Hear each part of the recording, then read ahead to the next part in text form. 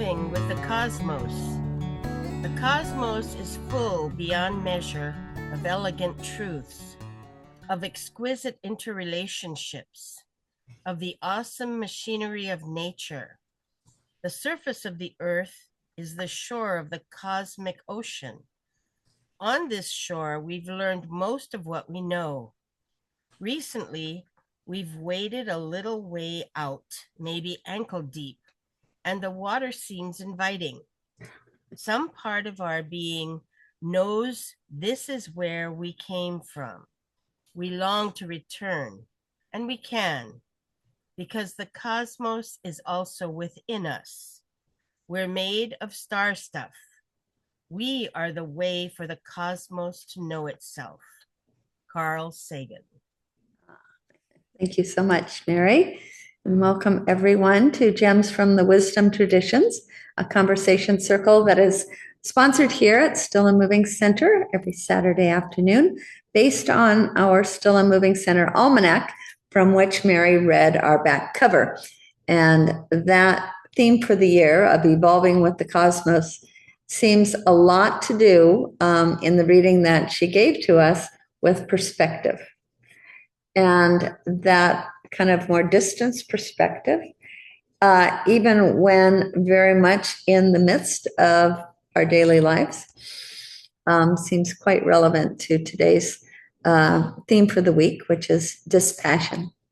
We're fortunate to have one of our fairly frequent presenters who has studied quite a bit in the Thich Nhat Hanh Plum Village tradition of Buddhism. And he's going to speak with us today on this idea of dispassion. We're looking forward to hearing you, See. Thanks, Renee, and thanks everyone for being here today. I'm excited to talk about this too. Ironically, I'm not feeling very dispassionate about it right now. So I have a slideshow to keep me on track. I'm going to try to share that. Share screen. Oh, I just allowed everyone else to share screen. How do I share screen?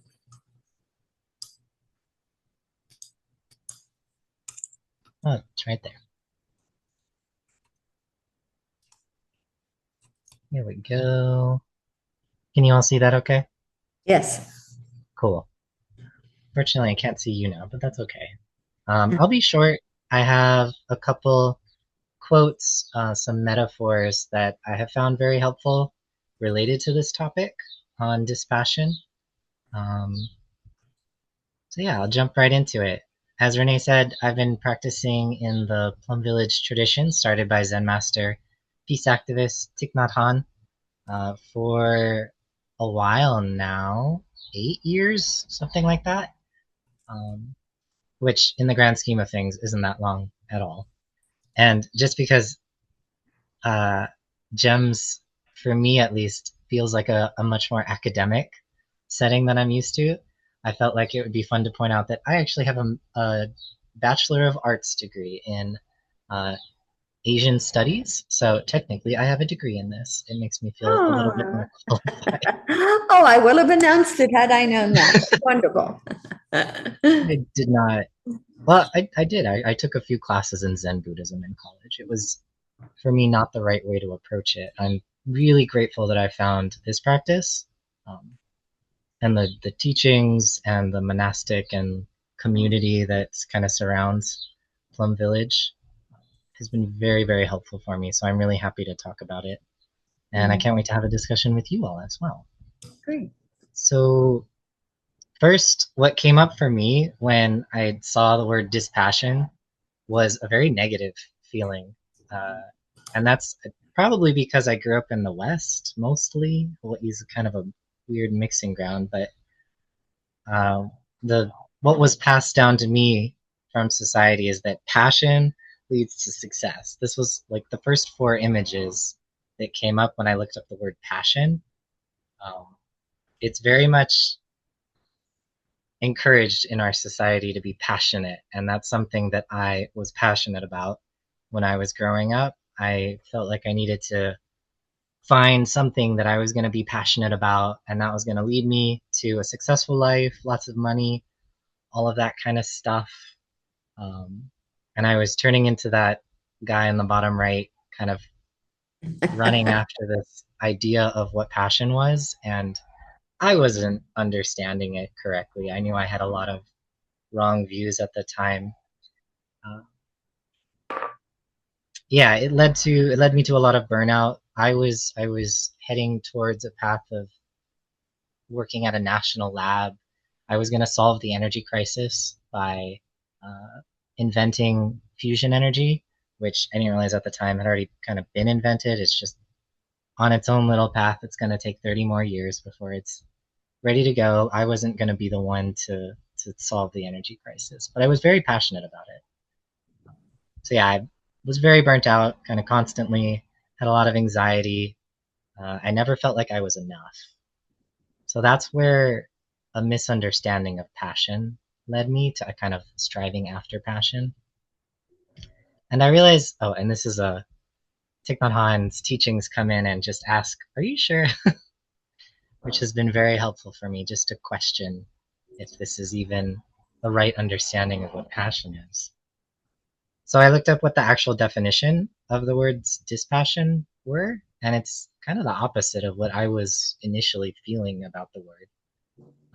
From the Latin roots, dis is just the reverse of, it's the prefix, and then passio it actually meant suffering in Latin, or enduring, submission to an external force. So not as positive as I was thinking about passion prior to this.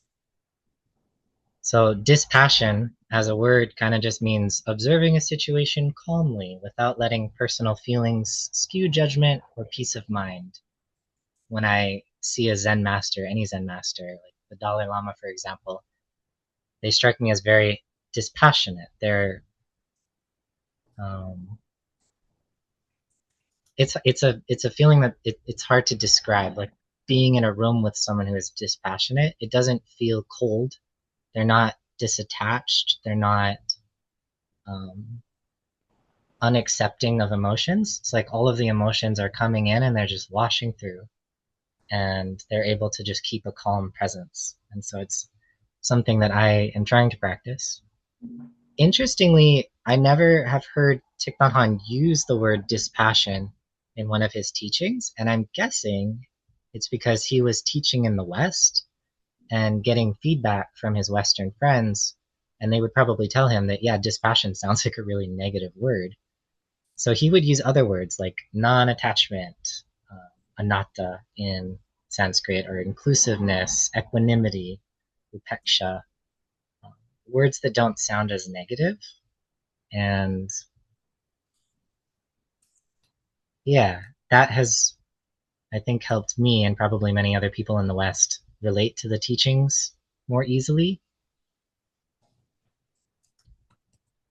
And another thing that is kind of the root of all of Thich Nhat Hanh's teachings, that it's mindfulness is just the root of everything. Mindfulness in the here and in the now. So instead of talking about like the goal state of being dispassionate sometime in the future, the teachings are more, and the practice is more about how to get there.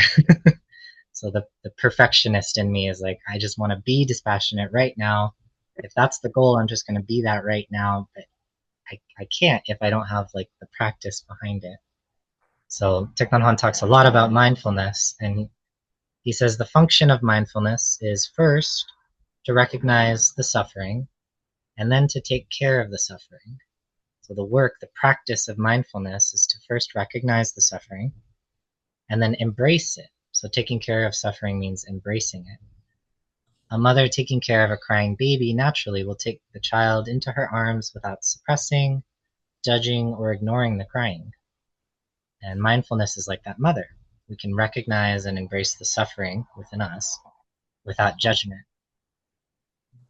That's been a very powerful teaching for me, to not try to push away these feelings that are proving that I'm not reaching that dispassionate state yet, and instead just embrace those feelings, like practice in the here and the now with what's here. These feelings are here. I can hold them like a mother holding a child. There's a couple other metaphors, I would call them, that Thich Nhat Hanh uses. Another big one is a tree in a storm. So if you look at the trees in the Kona lows that happened recently, for example, when the wind picked up, the branches at the ends of the tree are going crazy and they're falling off, and everything looks very chaotic. And that's what my head does when I'm in a storm, when there's external circumstances or even internal circumstances that throw me off center. My head is just going crazy. It has that nonstop thinking going on. But if I look at the tree and I look at the trunk of the tree, it's not moving at all, unless it's bamboo, and then it's just kind of waving beautifully in the wind, just going with the flow instead of fighting against it. But that solidity at the bottom of the tree, we can reach that in ourselves when we use our breath to sink into the navel, also called the dantian point, the na'au. And it's been a practice for me because I can think about, oh yeah, I'm gonna use my breath to get into my na'au, but I can't actually think my way there. I actually to get there, I have to stop. I have to breathe, actually follow my breath, and then eventually, like, the body sinks into that awareness of that space. But if I'm just thinking about it there, I'm still up in the head. I'm still the leaves and the branches going all over the place. So it's not something that I can think my way through, which has been very important for me. And another thing he teaches about impermanence. So that storm is not going to last forever. It's going to pass. There'll be clearer weather. And so that's a beautiful thing about impermanence, is that it means the storm will pass. Another metaphor that I actually couldn't find the source of, I think it must have been in a Dharma talk that I listened to from Thich Nhat Hanh, and I'm sure it's in one of his books, but at some point I heard him talk about a story where he was out doing one of his mindful walks in a field, and suddenly a storm came about, like the one in this picture. And so he had to mindfully rush back to his cabin, and he realized he had left all the windows open in his cabin, so his papers he was writing were just everywhere, and it was all chaotic. And what he did, which I don't know if I would have the presence of mind to do, he went in first. The first thing he did was close all the windows, close the door, and then started a fire. He had a little fireplace in this cabin of his. And then he sat by the fire and just got warm and dried off a little bit. And then he went and took care of the papers and the books that had been strewn about. So that is a wonderful metaphor that I've taken with me of whenever I'm out on a nice peaceful day and suddenly something happens. Someone will say something to me, or I'll learn about some news event or something that'll just throw me off balance. I'll be in this storm of emotions. Sometimes I can catch myself and I can kind of return home. So go inward, not stay in this external news cycle. Go inward, close off the doors and the windows, find a nice quiet place to meditate. I can light a little fire of embracing those feelings that are coming up. Like, let them be there, embrace them, let myself dry off a little bit and feel that warmth. And then I can go and I can rearrange and clean up the mess that was made in my feelings and my perceptions and my judgments. I can kind of calm those down. So I see this as the practice of becoming that dispassionate, that good dispassionate, instead of the surface level dispassionate that I've been in the past. When I can do this, I'm actually peace. I'm actually calm. I feel restored. And I can kind of go back out into the world and carry that peace and calm with me to others who might be feeling the same thing. I also wanted to share this passage. I know it's long, there's a lot of text here, but the island within is the quote of the week. So it's something that the Buddha said in one of his final teachings. He got very sick, and his best friend in the Sangha, Ananda, was very, very worried about him. He got better, but he was old, so he knew that he was going to pass soon. So one of his final teachings was around this island within. So I'll read this. You can read along with me. Ananda, the teaching is the true refuge. Every person must make the teaching his own refuge. Live according to the teaching. Every person should be a lamp unto himself. Ananda, the Buddha, the Dharma, the Sangha are present in everyone. The capacity for enlightenment is the Buddha. The teaching is the Dharma. The community of support is the Sangha. No one can take away the Buddha, Dharma, and Sangha within you. Though heaven and earth may crumble, the three gems will remain intact within every person. They are the true refuge. When a monk, a bhikkhu, dwells in mindfulness and contemplates his body, feelings, mind, and objects of mind, he is like an island unto himself. He possesses the truest refuge of all.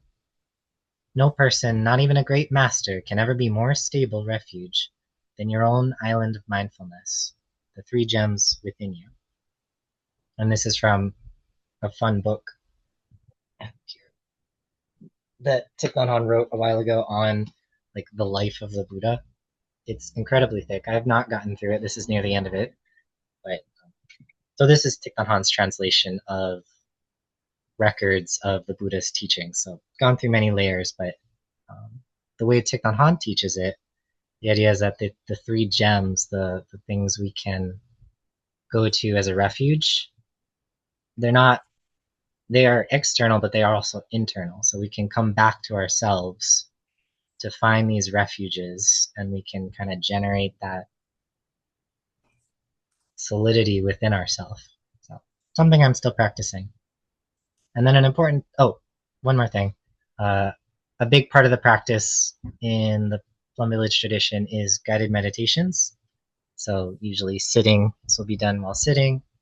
I'm not going to actually do this meditation. You're free to. I can't stop you.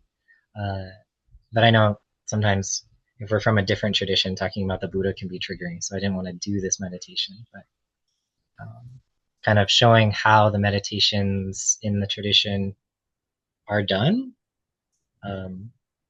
This is taken from Blooming of a Lotus, which is just a book of guided meditations that we can do on our own, or we use them a lot in the Sangha, the weekly gathering that we have with other practitioners. We'll do a guided meditation, and it's just reading these out. And the idea is we'll read the 2 lines, and then we'll read kind of the shorter passage, and the practitioners, everyone in the group, will kind of recite the first line on the in-breath, coming back, and then on the second breath, recite the second line, taking refuge in myself. And it becomes a little bit like a mantra. But I love the way Thich Nhat Hanh teaches. They're in English, and the meaning is still there. Like I can still understand the meaning. And it's like I have time to just kind of chew on these teachings. You'll notice this almost the same words as his translation of that final teaching of the Buddha. So it's just a time to kind of sit with that teaching and let it sink down into the trunk of ourselves. It becomes kind of my own words that I'm telling to myself, and then it becomes the practice. So that's a little bit of a sampling of the kind of guided meditation that we do in this practice. And another important before you leave that one, could you find a way to take out that black thing so we can read the final line? Oh, hide. There we go. I know. Oh, yeah, thank you. Uh-huh. And if you're wondering what skandhas are, if someone else in the Buddhist tradition is here, they might be able to describe it better. But as far as I understand, it's the 5 things that make up the human experience. I've known them at some point: form, feelings, perceptions, objects of mind, thoughts, that kind of thing. So it's a fun practice to see those as the Sangha, the community within myself. Yeah. Anyways. So the another like core teaching from Thich Nhat Hanh that he goes back to a lot is mindfulness must be engaged. Once there is seeing, there must be acting. Otherwise, what is the use of seeing? So that's engaged Buddhism. It's not, or it is. It's coming back to that island within and kind of building up that island within, cultivating it so that we have it. It's easier to get to every time we go back to it. And when the storms of life, because we are out in life, we can't avoid being in the here and the now. When they come up, we have this practice that can bring us back to that so that we can be dispassionate and clear-headed in the moment and engage with that peace and calm that we've been practicing with. So we don't get stuck in that island. Yeah, and this is a cool picture of a statue that's over at Magnolia Grove, one of the practice centers in the Plum Village tradition in Mississippi. And this is Thich Nhat Hanh, who represents a Zen master, very dispassionate, and Martin Luther King, which I would describe as one of the most passionate people who's ever been on this planet. And I like them. They did meet up a few times before he was assassinated. And yeah, they were very good friends for a time. I think that's really cool. The meeting of the dispassionate and the passionate. Yeah. Anyways, they both believed in the idea of beloved community, the Sangha that carries forward calm and peace. So I'll stop sharing.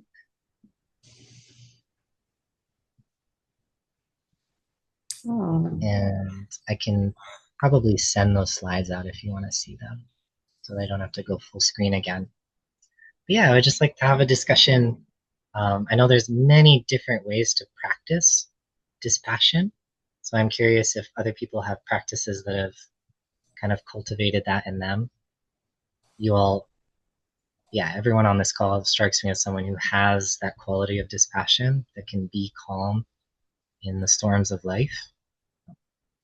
So I would love to hear from you all. And anything else that comes up, questions, I don't know if I'll have answers, but I can try.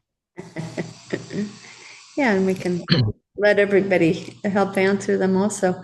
Well, I just thought, first of all, thank you for a really lovely and insightful presentation. And having it illustrated is always helpful to people who are visual, and that would be me, and as well as being able to hear it. So thank you for both. I just am really taken by this description of the function of mindfulness being to recognize suffering and then to take care of it.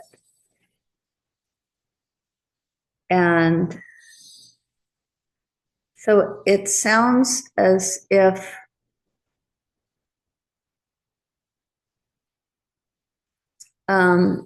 this observation standpoint that you could say, well, when one of your definitions of dispassion was the reverse of passion. So, and you mentioned observing a situation calmly without personal judgment.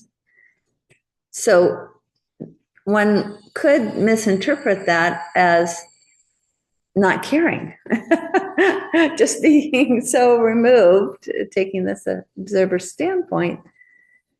And yet that's not what Thich Nhat Hanh is saying at all, that the purpose of gaining that objective standpoint is to be able to recognize some suffering and do something about it. So could you talk about that just a little bit more? Yeah, it's a trap that I've fallen into. I talked about that a little bit. I was trying to be a stoic for a hot month a few years ago, and I'm pretty sure that stoicism also was not meant to be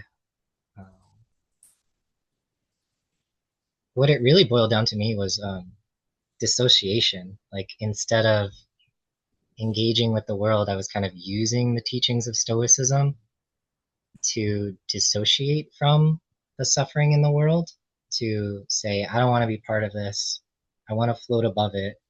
And so I kind of was running away from it. And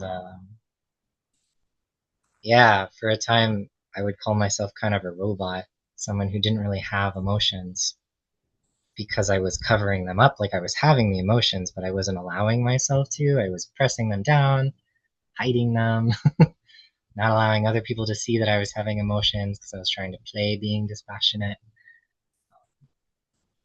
Yeah. So, and I think like I mentioned that in myself because I know I've also met, what am I trying to say?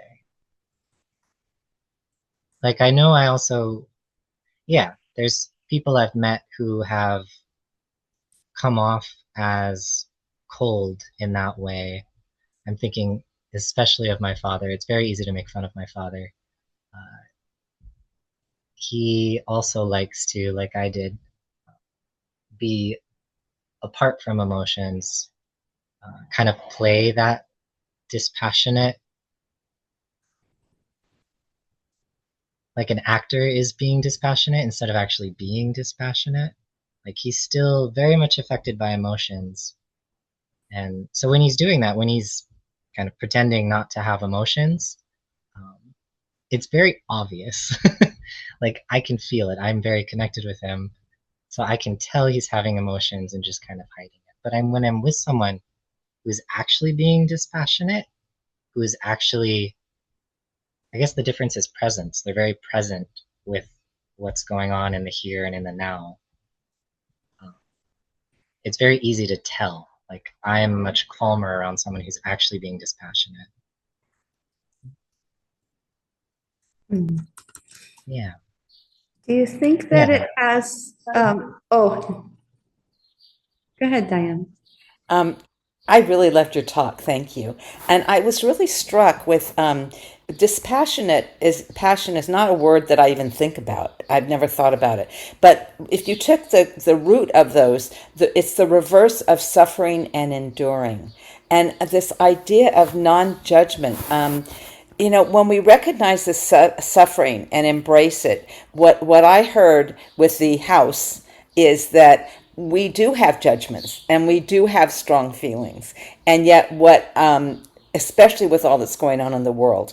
And so what I got was, how do we do the self-care and the centering so that we can really see, instead of from a passionate, judgmental, angry place, but if we calm down and do our breathing or do our centering and or use the meditation that you showed, once we do that, we've taken care of ourselves, then we can listen. For me, it's listening deeply to what I'm called to do, and I can only do that if I let myself love and acknowledge those parts of me that are, like a child and a mother. I can love those parts that are judging, and I can love those parts that are suffering. But then for me to sit and really get calm and ask for guidance. What am I supposed to do? And how am I supposed to be? And I read a story on Facebook, and it was about someone saying, well, how do we act in this world of suffering? There's so much suffering. How do we do it? And it was a long story, and I loved it. But he was saying, well, even if you have a candle, you bring that into a room and it lights the candle. And if that's where we start, that light and that love and peace that we have is needed more than the anger and fear and judgment. And if we stay in the anger, fear, and judgment, we are adding to the world of that. If we're staying in a peaceful place and saying, what is mine to do?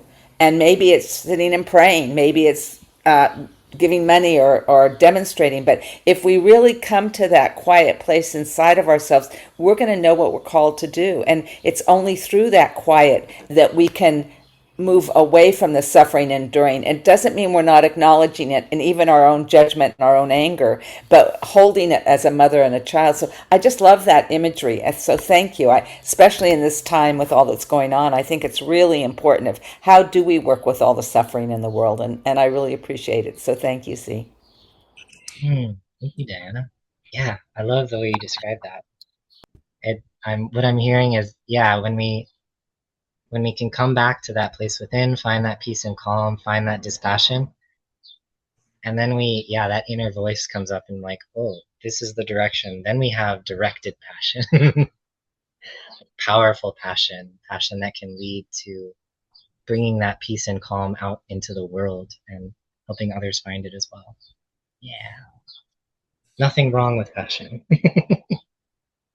Both are good. It's almost as if when we're too up close with the passion defined as suffering, when we're so close to it, we can't see what's going on. We're just too enwrapped in it, and so that getting that little bit of distance, like both of you are mentioning, calming down and shutting the doors and windows that are blowing everything around, lighting the fire to warm up again, and then finally being able to take care of what needs taking care of. But when we're right in the midst of the passion of the suffering, it's very difficult to respond probably as effectively as we would like to.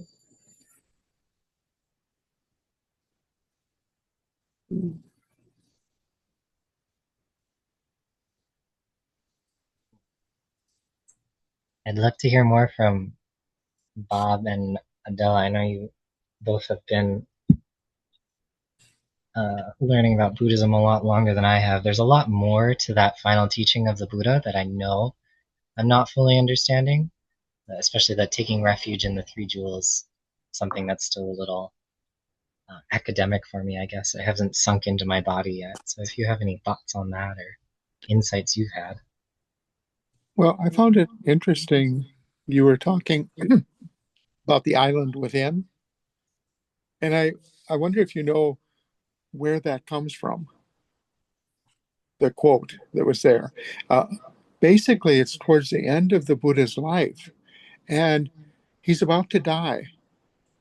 And the disciples are all gathered around him saying, who will take your place? Who will lead us when you are gone? And that's where he said, don't look around for finding the leader out there. There is no leader out there. It's not Ananda. It's not Mahakashapa. I mean, there are several people who were obviously candidates for being the next Buddha. But the point to remember is that there is not the Buddha. Shakyamuni was a Buddha. He was an awakened one. And then the answer that you put before us, the island within, we look within ourselves. We look for that ideal of Buddhism, becoming awake, and we look to the Dharma and the teachings. In other words, we look to ourselves and the others around us, the community, and that's Buddhism. It's not following the Buddha.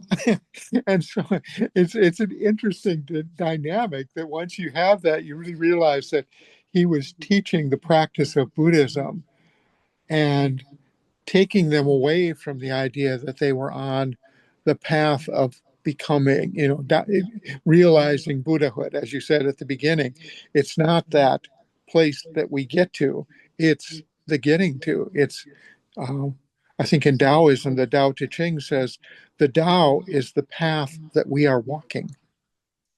It's not a place we're getting to. It's not an ultimate definition. It's not getting to the Tao. It's Taoing. And that's what Buddhism is and such. And I don't know. I found it very interesting when you referred to Stoicism because I really think that the heart of it is, as you said, and as Diana said, it's that process as well. So the key, and I think it relates to dispassion, the key to Stoicism is that you are aware of two things. There are certain parts of your experience that you can't do anything about, and you let those go. You don't bemoan the fact, as Epictetus was a Stoic, that he was a slave. There was nothing he could do about that. However, every day as a slave, he had to take what came. Whatever came, he related to. And then the ideal of Stoicism is ataraxia, peace of mind, equanimity. As you stated from the Buddhist path, that's also in Stoicism. And there again, you don't become overly passionate about it, because if you get overly passionate about it, you will pay the price. That's the key of Stoicism. It's like, okay, I'm going to take, there's this advertisement on television that talks about cannabis, essentially. And it's basically saying, oh, I feel so on it. I take this, essentially, I take this drug and now I'm good, and it was, I don't know, it's like taking cocaine. I mean, yeah, sure, you can really handle your job, da da da da da, but you put yourself in a situation where you're going to have to pay a price. And so the Stoic was always saying, keep to that moderate level, not too much, not too little, and it's important, not too little either. You do have to care, you do have to be engaged, but they kind of go through this. And ironically, Marcus Aurelius, as an emperor, was also saying, well, I can't control that. They're not giving me a choice of whether I, I can be emperor or not. I told them I didn't want to be, but they said, no, we want you to be. Okay, now I am it. I am the emperor. And then if I'm dealing with war, I mean, I'm going to try my hardest not to get us away from that. But if I can't control that exactly. But then I can control how I conduct the war. And within all of that, there's like, okay, you're at an extreme. I mean, he was much happier when he wasn't the emperor and he didn't have to make those kind of decisions. And I think what Diana said is really there. I mean, you do have to, put yourself forward, and lighting one candle to affect the whole room is very important, not because of anything beyond simply that's light. It's, as Renee was saying, and as you said, close the windows, light a fire, deal with the conditions you have, and then take that step. Lighting a candle is a good first step. It puts some light in the world, and then look around, see what you can do. Um, you can put a can in the recycle bin as opposed to the trash bin. I mean, that doesn't clean up the world, but it sure helps. Very, very. You don't even have to think about minor or major. And when you add it all together, when you are a recycling person, then that example, perhaps, I mean, you don't know all the effects, and you can't even control all of the effects. I think of I forget her name now, Greta something from uh, the environmental movement, the young girl. She started when she was like 12 or 13. She couldn't possibly know the effect she had. I mean, it's almost unreal how much she affected people just because she was such a powerless, gentle person, and yet passionate about it, but not over. The passion was balanced into a message that people could understand. Mainly because she wasn't a powerful leader. She was a powerful example. Anyway, yeah, that's just some thoughts that I had on that. That it's interesting to watch, that whole element of what you can control, and then how do you proceed step by step. Mary. I had a rooster crowing in the background, so sorry. Three things that really touched on me. When you talk about taking care of yourself, think about when you get into an airplane and they tell you, if you have a child, put the, something happens with the plane, put your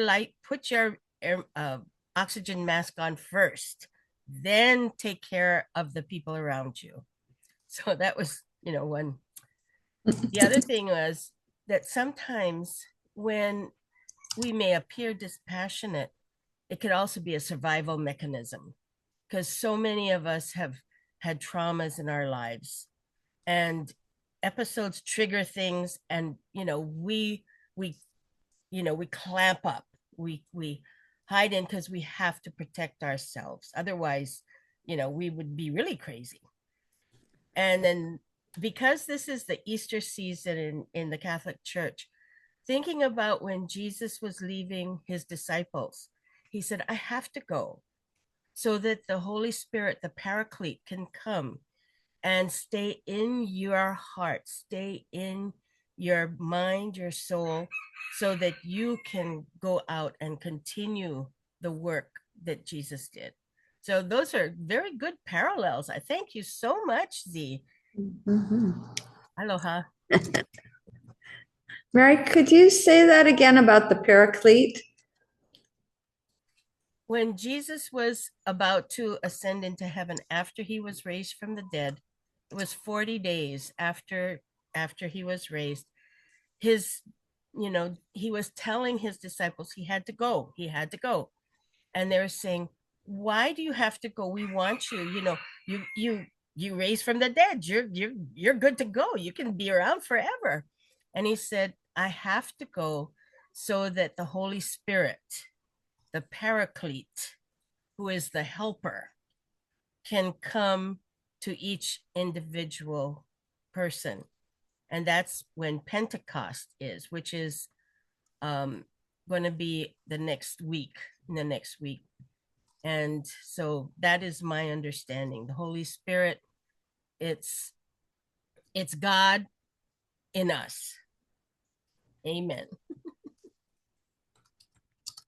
Thank you so much. That was so much clearer than I've ever heard the Paraclete talked about. God in us. Beautiful. That's a beautiful parallel. It's, yeah, when Bob was talking about one of the final teachings of the Buddha, and yeah, that same idea of you don't need to look for one person to be the leader of this thing. It's in all of us. And Thich Nhat Hanh did the same thing, a very similar thing actually. Had a stroke and was completely paralyzed. Well, I guess not completely paralyzed, to the point where he couldn't speak, and his left hand or something didn't work. But he had a few years after that where he was still alive and still able to be with his community. And it was a wonderful time of the community having a time to kind of transition into that. Oh, we don't have this one powerful, charismatic leader anymore. We have to be the leader. And one of the things Thich Nhat Hanh said before he had the stroke was, the next Buddha will be a Sangha, or may need to be a Sangha, or something like that. Or like, one person isn't enough anymore. And I don't think it's been enough for a very long time. Like, we need communities of people who are practicing in this way anyway, to kind of come together and be that peace and calm in the world that we all really want. But yeah, that's beautiful that's three very spiritual teachers who had a very similar end of life experience and had a very similar teaching come out of that.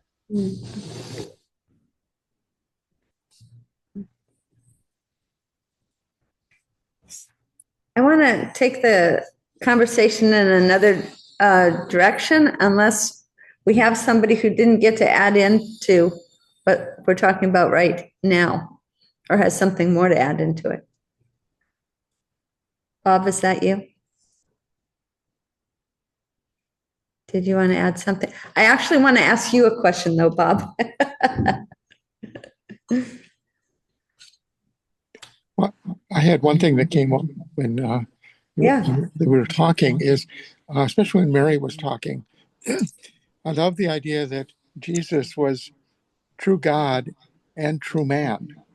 And I think the experience that of the Pentecost is very important. But the other important incident of that whole story is Jesus in Gethsemane, when he was praying for almost the courage and the wisdom to move forward. He was true God, so he knew it was about to happen. and he was true man. And so he didn't really want it to happen. He wasn't really wanting to get up on the cross and take this cup from my hands. Do I have to do this? And, that's very human. And yet at that same time, he said, and this is the key line, but nevertheless, not my will, but thine be done. And that's kind of, I think, the karma of Buddhism. I think Thich Nhat Hanh is very much realizing that part of his path was responding to Vietnam. And he was in the midst of that. And he found his path to be advising people full of pain with traumatic stress syndrome and things of that sort. He didn't ask for that. And the boat people, I mean, Call Me by my True Names was a beautiful example of nevertheless, not my will, but thine be done. And I'm your vehicle. I'm the guy that is going to be going through all of this. And that is the passion of Christ. So I found that interesting. Yes. Wonderful. I was picking up one of the Pema Chodron books, who's a Tibetan Buddhist nun. Well, she's in the Tibetan Buddhist tradition. However, she's an American living in Nova Scotia, Canada, as a Buddhist nun. And I opened to a chapter called Overcoming Resistance. And I wondered whether achieving dispassion had something to do with overcoming resistance. And in that regard, she talks about Milarepa.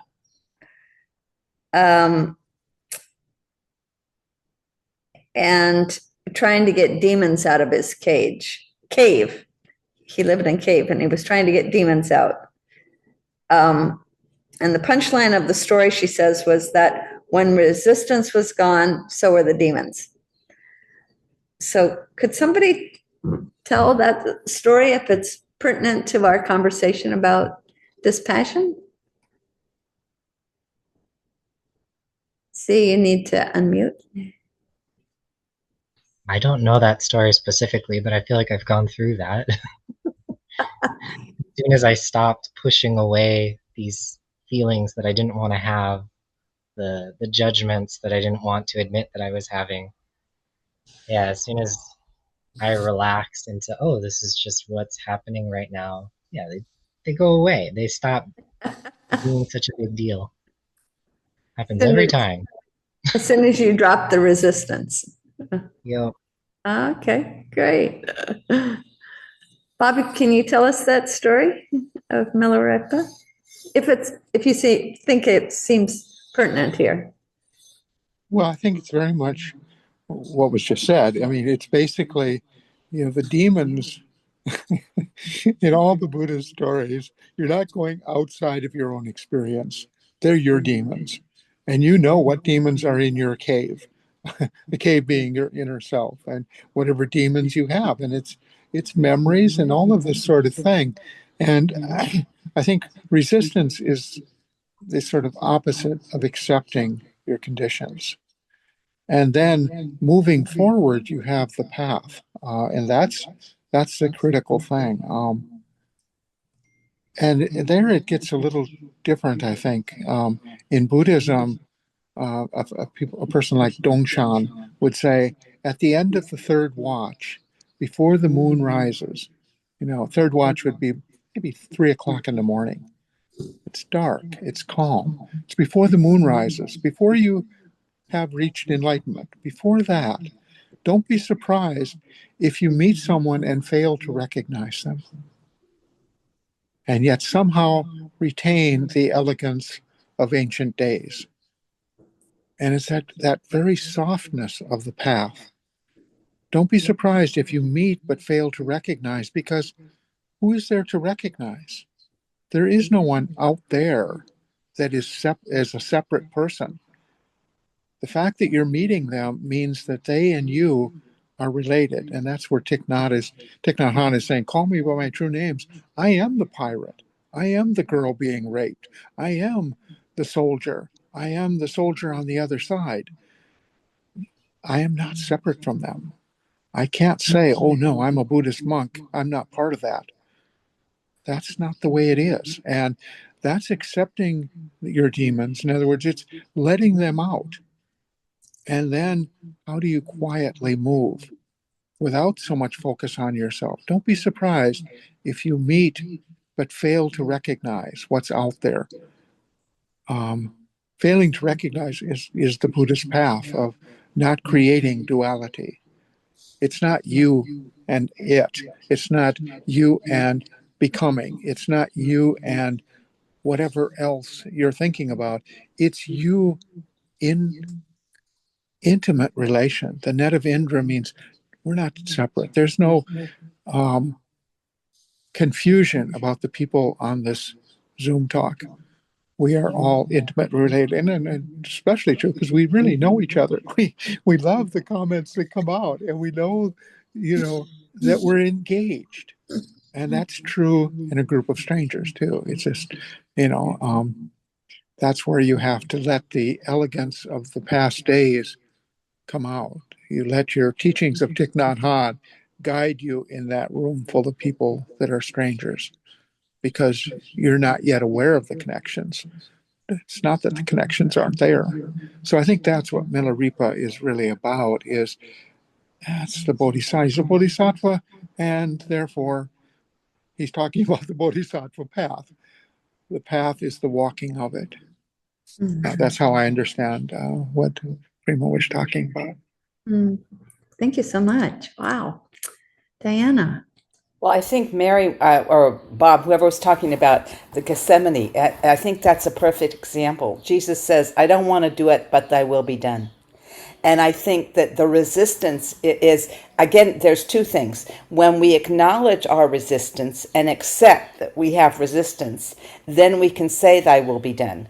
But if we keep trying to push our resistance away, or we don't want to acknowledge it, we're not coming into who we are. And I think a lot of times it's like listening and you're being told to do something. And so it's like, I don't want to do this, but thy will be done. And that's letting go of resistance. But first, it's acknowledging the suffering and the resistance, going into the building the fire, coming down in through meditation, prayer, or however, and then saying, thy will be done, and then moving forward. Yes. Okay. Great putting together pieces there. Thank you. Skylar. Yeah, something you said, Diana, kind of dislodged that distinction that's really helped me, that Buddhism has between pain and suffering. I think before I started practicing, I just assumed, like, if there is a painful situation, I have to suffer. I will suffer, If the light is on, I will be able to see. If there's pain, I will have to suffer.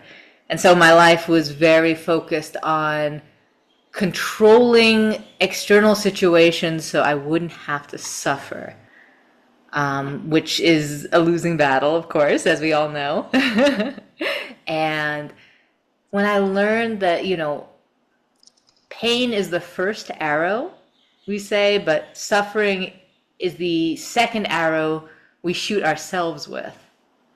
Meaning that when we have a painful experience, that resistance, that like running away from that pain and not taking care of it, or feeling anger at whoever or whatever caused that painful situation, or any number of coping strategies we might put in to fix it, that's all suffering. That's all the second arrow. Pema Trojan, I just remember, it has a great metaphor of the fish hook. Suffering is the fish, or pain is the fish hook, whatever hooks us.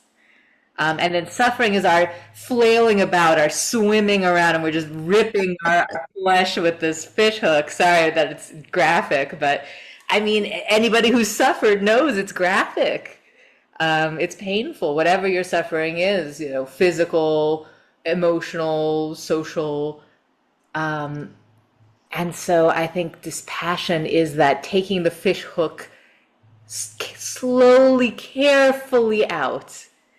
Not trying to rip it out, not trying to jump out of the water and punch the fisherman in the face, none of that. Because, pain is inevitable, but suffering is optional. And I think once I learned that, it was a whole new ball game for me as far as life. Because I had a lot of suffering and a lot of pain. And it's like, oh, the pain, it's out of my control. Things happen to me, especially in childhood, it's tough being a kid in this day and age. But yeah, I didn't have to live with suffering. I didn't have to continue to make myself suffer. I'll finish with one phrase that I learned recently. And I don't know what tradition it's from, but it's, even though I have X, I love and accept myself completely. And we say the thing that's going on in the past.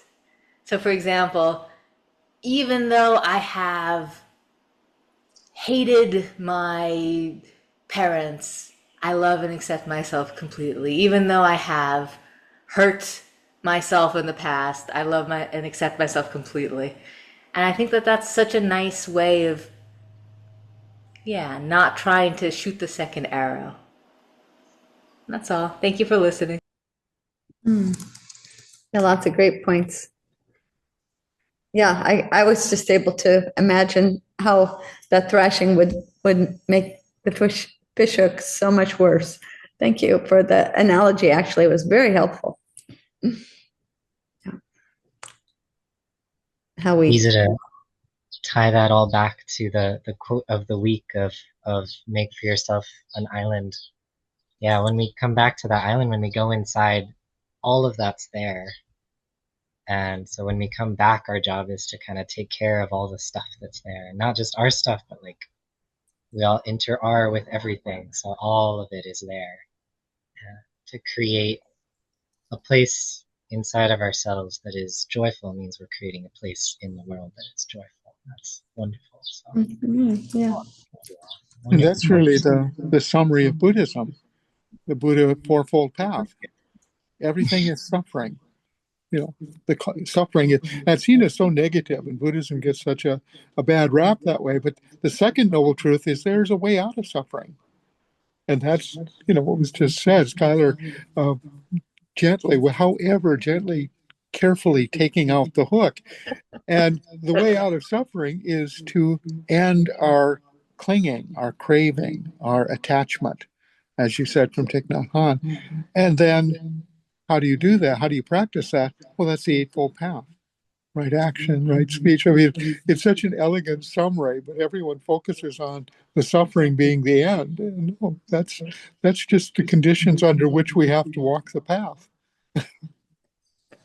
But I've never heard it as thrashing. And the causes, I've heard a lot of different ways of saying what the problem is, clinging, attachment, and so on. But I've never heard thrashing, and it was very, very illuminating to hear that. And to bring up what Z and Bob have both brought up is that there is an end to suffering that is possible, and that will, of course, bring that joy that's just built into the universe, isn't it? I mean, really. Huh. Let me tell you about next week, and then we'll have someone, I hope, that will be willing to give a vote of thanks to Z. Our topic next week, we're going from dispassion to praise. Words of praise, gratitude, or thanksgiving expand, set free, and in every way radiate energy. So praise. So it'll be interesting to see how these two work together, won't it? And Robin Shepherd, who has talked to us from the literary tradition before, will talk to us next week. She's going to use as a starting point talking about C.S. Lewis, whom I knew to be a Christian author. I did not know is or was a Quaker. So that will be quite interesting, especially since Robin in some ways comes from the Quaker tradition. So I think we'll really look forward to hearing that one. So is there somebody who'd like to offer a word of thanks on all of our behalf to Z for his fine talk? Bob. Yeah, I'd like to thank you for bringing Thich Nhat Hanh to life in front of us and just stimulating us all to reflect on what that meant for us. I mean, I was struck that, you know, it's almost as if we're all suffering, but we have to suffer mindfully. And that mindfulness is really, it is the core teaching. And I really appreciate that you gave that to us from your own experience, that mindfulness is, well, fill in the blank. And you did that for yourself and allowed each of us to kind of do that from our own, tradition or practice or what we're working with. So I appreciate you awakening that for me. Thank you. Yes, yes, so agreed. Marianne, is there something you wanted to say before we sign off? I really think Z brought forth a beautiful sensory experience when we pause to hold that place and take it out of an intellectual practice and put it into the everywhere else it needed to be, which was a straight cut through to, I think my understanding. I do think that getting out of the intellectual is just what you demonstrated, and yet you gave us the tools. And again, like Bob said, allowed us to interpret it our own way. And I'm really grateful. It was an exceptionally timely talk. Thank you. Before we all fade off here, it just came to mind that I really ought to let this group know that in addition to Still and Moving Center beginning to transition in the direction of becoming Still and Moving Community Center, we are also going to be talking, and this will be on Sunday, May 31st, about not just Still and Moving Community Center. We're going to be talking about Still and Moving Meditation Fellowship. And that's all at this point that I really am able to talk about right now, but we'll talk about it more at length on the 31st. It'll be 4:30. It will be online as well as in person. And so Still and Moving Meditation Fellowship. And it's coming into being in no small way as a result of you and these conversations that we've been having for about the last 6 years. Thank you all so very much. Thank you so much, Z. Aloha. Aloha. Thank you.